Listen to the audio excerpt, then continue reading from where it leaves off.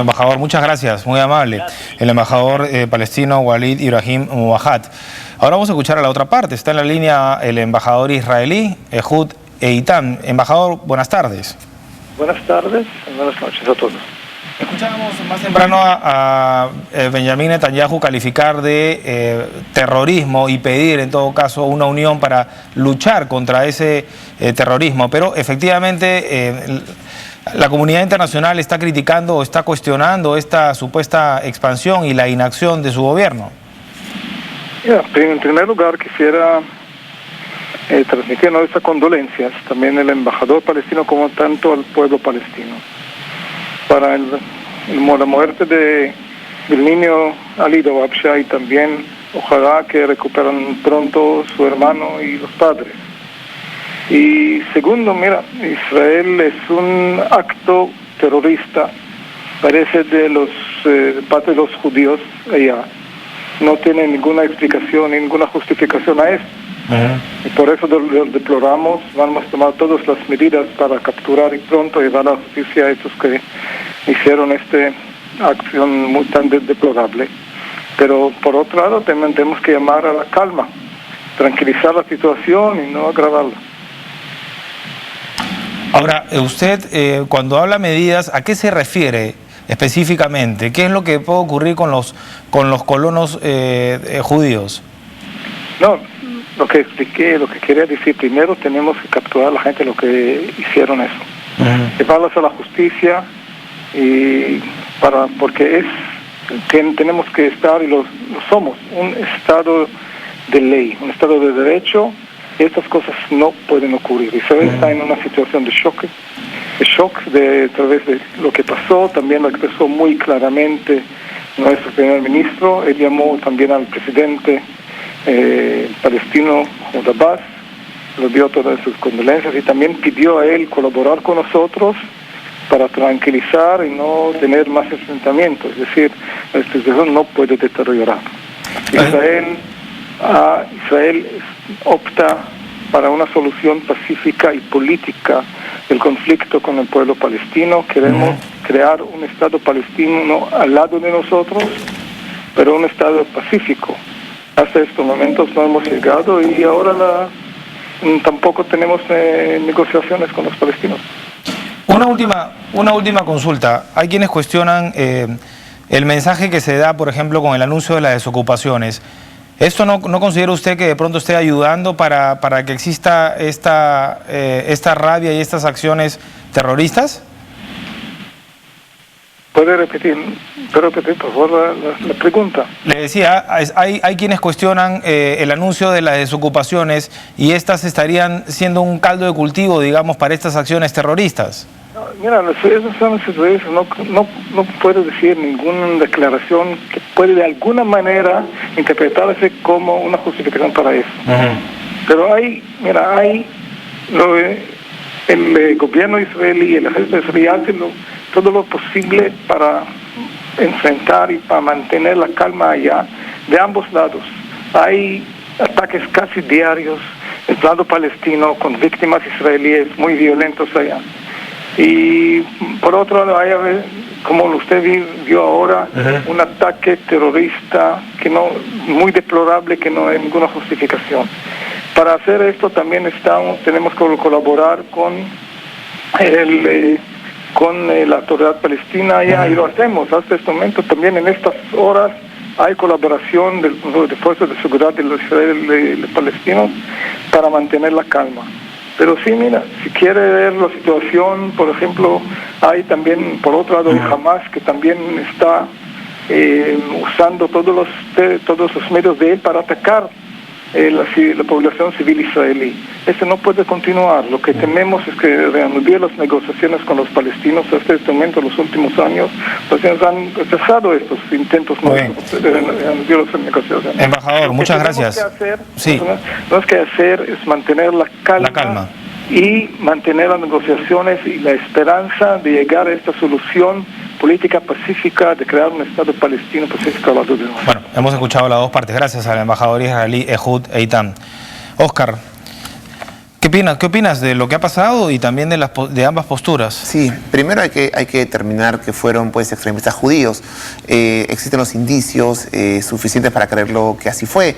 Y también algunos antecedentes recientes, como el caso de este judío pues atentando de una marcha gay en Israel. Así que una vez confirmado esto, pues dos conclusiones básicas. En primer lugar, una conclusión positiva, y es que el jefe de gobierno israelí pues ha tenido una posición bastante moderada, es decir, ha hablado de perseguir a los culpables, ha hablado de unir palestinos a israelíes contra pues este tipo de acciones, lo cual es bueno. Uno podría haber esperado pues una acción mucho más moderada, más neutral, de un presidente que tiene dentro de su gobierno a sectores de ultraderecha, que están muy cercanos a estos sectores pues que estarían involucrados en este atentado.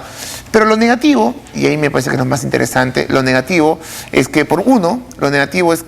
uno no siente que el Estado israelí vaya a tomar acciones tan importantes.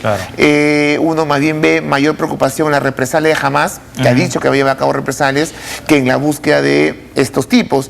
Además, acordémonos que hace un par de meses, cuando sucedió pues este atentado contra jóvenes israelíes, por parte de palestinos radicales, el accionar del gobierno fue ir a las casas de las familiares, destruir sus casas, sus viviendas, lo cual era a todas luces una acción desproporcionada. Ahora, claro, eso no quiere decir que no deje de asistir. Hay un subsidio a quienes viven ahí, y sé que las condiciones son muy favorables. Entonces, por un lado dices, vamos a ver, a investigar, pero por otro lado le estás dando las facilidades también. Ese es el segundo punto negativo. ¿Por qué? Porque cuando los palestinos preguntan quién es responsable, obviamente los responsables directos son pues los que llevaron a cabo el atentado. Sin embargo, el gobierno israelí, el Estado israelí, también es un responsable indirecto al promover estas colonias, al promover estos asentamientos, la expansión, ¿no? Que de alguna manera están muy vinculados con los sectores más de ultraderecha, estos sectores ultraortodoxos israelíes que de alguna manera colonizan y ocupan estos lugares. Yo estoy seguro que, y además acordémonos que Benjamín Netanyahu ha señalado hace un par de días que va a llevar a cabo construcción de nuevas casas justamente en territorio ocupado, lo cual a todas luces podría constituir, como lo ha dicho Mahmoud Abbas de la Autoridad Autónoma Palestina, un crimen de guerra. Acordémonos que un crimen de guerra es también ocupar con civiles territorio de alguna manera ocupado, que es ocupado, que de acuerdo a la comunidad internacional este territorio no le pertenece a Israel, le pertenece a lo que debería ser un Estado palestino. Yo entiendo que siempre la retórica y la excusa israelí es, pero Hamas, ¿no? Pero los terroristas de la Franja de Gaza, en fin, aquellos que nos atacan sistemáticamente, poniendo al mismo nivel a un poblador que a un terrorista. Pero el argumento de alguna manera es válido, ¿no? Tienes a un colono judío terrorista, tienes a un rebelde de Hamas también terrorista. Es decir, ¿cómo se puede, o sea, por qué habría que distinguirlos? No, totalmente de acuerdo. Es decir, mi comentario para nada quiere dejar de reconocer muchos los elementos que Israel pues señala como preocupantes en su relación con Palestina. Es decir, hay terrorismo palestino, Hamas lleva a cabo acciones indiscriminadas que pueden fácilmente ser cuestionadas en materia de derechos humanos contra la población israelí, y que Israel tiene en la seguridad su principal preocupación, que hace que obviamente no reconozca a Palestina hasta que se asegure pues estos aspectos. Sin embargo, voy al hecho que hay que darle el beneficio de la duda. De pronto, si es que hay realmente voluntad de acabar eso no niega.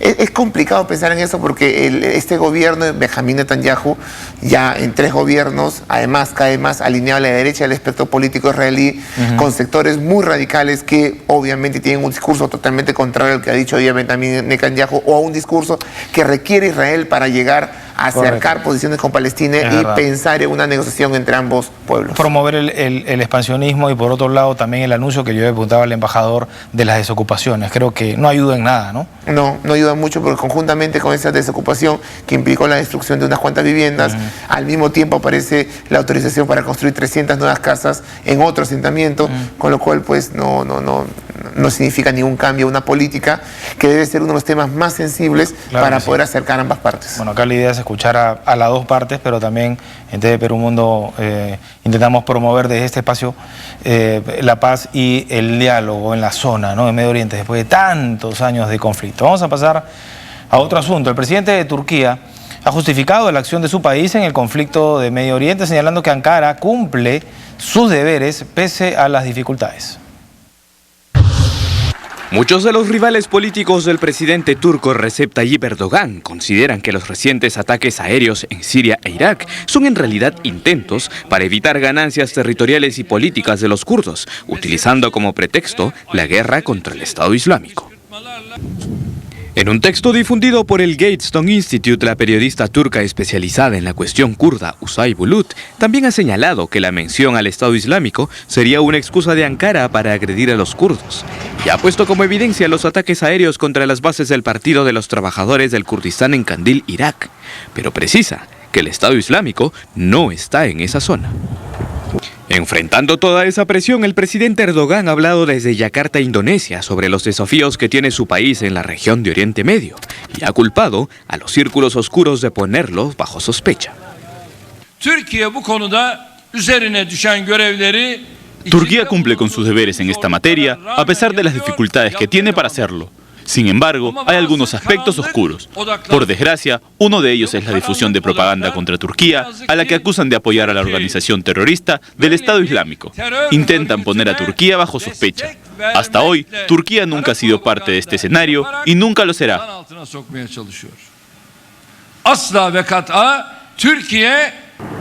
Este jueves, los aviones turcos lanzaron nuevos ataques en el sureste de la provincia de Sirnak, en Turquía, luego de que los militantes del Partido de los Trabajadores del Kurdistán mataran a 3 soldados en un ataque contra un batallón del ejército en la zona.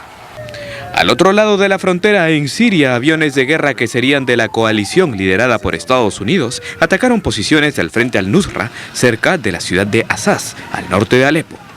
Según el Observatorio Sirio para los Derechos Humanos, este grupo vinculado a Al-Qaeda atacó a los rebeldes apoyados por Occidente en el norte de Siria, provocando una escalada de tensión entre los insurgentes, cerca del límite con Turquía. ¿Ves, Oscar, en Turquía una nueva estrategia? Sí, definitivamente. Acordémonos que tengo la impresión que la estrategia inicial del gobierno kurdo en su frontera sur, básicamente, era no participar del conflicto en Siria y dejar esta responsabilidad a kurdos que se enfrenten con el Estado Islámico, siendo los dos enemigos del gobierno turco y que entre ellos se eliminen. Sin embargo, esta situación, que de alguna manera era favorable para el gobierno turco, comenzó a cambiar cuando los kurdos comenzaron a consolidar toda la frontera y comenzaron, uno, a consolidar un dominio militar en la frontera kurdo entre Turquía y Siria, y dos, cuando este partido de los pueblos, que de alguna manera participó en las últimas elecciones y evitó que el partido de Erdogan tenga mayoría absoluta, este partido kurdo que ha recibido mucho apoyo inclusive de la población turca, estamos hablando de un cambio. Los kurdos no solamente ganan espacio militar en la frontera, que dicho sea de paso la reclaman como parte del Gran Kurdistán, claro, y dos, ganan espacio político. Este escenario es otro. Por eso mi impresión es que más allá de la existencia real de atentados por parte de los kurdos que lleven a el fin de las negociaciones de la paz, yo creo que más hay un contexto político y militar que ha hecho que el gobierno de Erdogan tenga una participación mucho más dura en el conflicto, no solamente contra el Estado Islámico, también contra lo que significa el crecimiento del poder kurdo en dicho país. Solamente un detalle, la principal excusa del gobierno de Erdogan para comenzar todo este proceso de enfrentamiento, nuevamente enfrentamiento a los kurdos, ha sido básicamente el asesinato de 2 policías. Para el grupo kurdo, el asesinato de los 2 policías se debió básicamente a que ellos consideraban que estos 2 policías eran infiltrados del Estado Islámico. Es decir, en ningún momento ellos consideraban la muerte de 2 policías como un enfrentamiento al Estado turco, claro, sino básicamente lo identifican en su lucha con el Estado Islámico. Lo que pasa es que todos tienen varios frentes, ¿no? Pero los kurdos se dedican a lo suyo, ¿no? Cuando han tenido que en Irak defender, han salido también, pero normalmente lo que están luchando es contra ese, o mejor dicho, a favor de ese territorio. Pareciera muy tonto que los kurdos en este momento hayan buscado generar un doble frente, el frente del Estado Islámico al sur y el frente del turco al norte, romper las negociaciones y nuevamente empezar un enfrentamiento con el Estado turco.